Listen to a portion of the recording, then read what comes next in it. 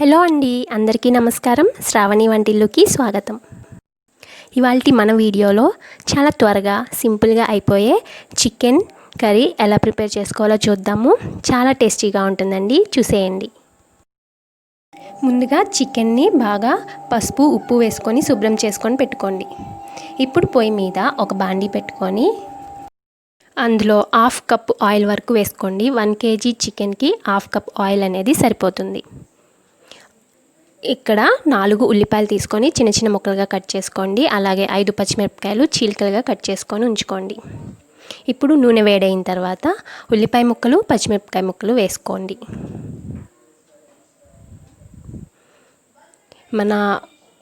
చూశారు కదా, ఉల్లిపాయ ముక్కలు బాగా వేగిపోయిన తర్వాత ఇందులో కరివేపాకు, 1 టేబుల్ స్పూన్ అల్లం చిన్నులపాయ పేస్ట్ వేసుకొని 1/2 నిమిషం పాటు వేయించుకోవాలి. ఈ కూరలో గ్రేవీ అనేది ఉల్లిపాయల గ్రేవీ మాత్రమేనండి. ఇప్పుడు ఇందులోకి శుభ్రం చేసి పెట్టుకున్నటువంటి చికెన్ ముక్కల్ని వేసేసుకొని 1 టీ స్పూన్ పసుపు, కూరకి సరిపడా ఉప్పు, కల్లుప్పు వేసుకుంటే చాలా టేస్టీగా ఉంటుంది. వేసుకొని అన్నిటినీ బాగా కలిపేసి మీడియం ఫ్లేమ్లో పెట్టుకొని మూత పెట్టేసి 10 నిమిషాల వరకు కుక్ చేసుకోవాలి. 10 నిమిషాల తర్వాత మనం వాటర్ ఏమీ యాడ్ చేయలేదండి, అది మొత్తం చికెన్ వాటర్ అన్నమాట.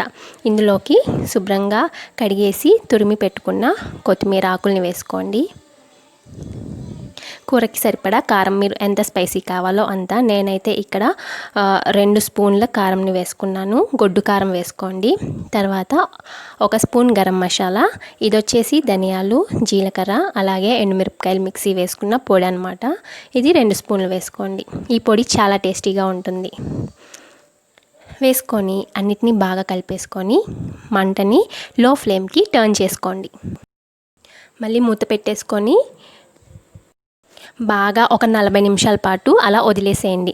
మనకి నాన్ వెజ్ అనేది ఎంత బాగా ఉడికితే అంత మంచిదన్నమాట. సో తర్వాత మూత తీసి చూస్తే కనుక మనకి ఆయిల్ చూసారా ఎలా సపరేట్ అయిపోయిందో. అంతేనండి, మన కూర కూడా రెడీ అయిపోయినట్టే. చివరిలో కొంచెం కొత్తిమీర వేసుకొని గార్నిష్ చేసుకోండి. చాలా టేస్టీగా ఉంటుంది. చూసారు కదా, బ్యాచిలర్స్కి అయితే పర్ఫెక్ట్ రెసిపీ అండి. చాలా టేస్టీగా ఉంటుంది. ఒకసారి ట్రై చేసి చూడండి. సో మీకు నచ్చితే కనుక లైక్ చేయండి, మీ ఫ్రెండ్స్ అండ్ ఫ్యామిలీ మెంబర్స్కి షేర్ చేయండి. మరిన్ని ఇలాంటి ఈజీ అండ్ టేస్టీ రెసిపీస్ కోసం శ్రావణి వంటిల్లుని సబ్స్క్రైబ్ చేసుకోండి.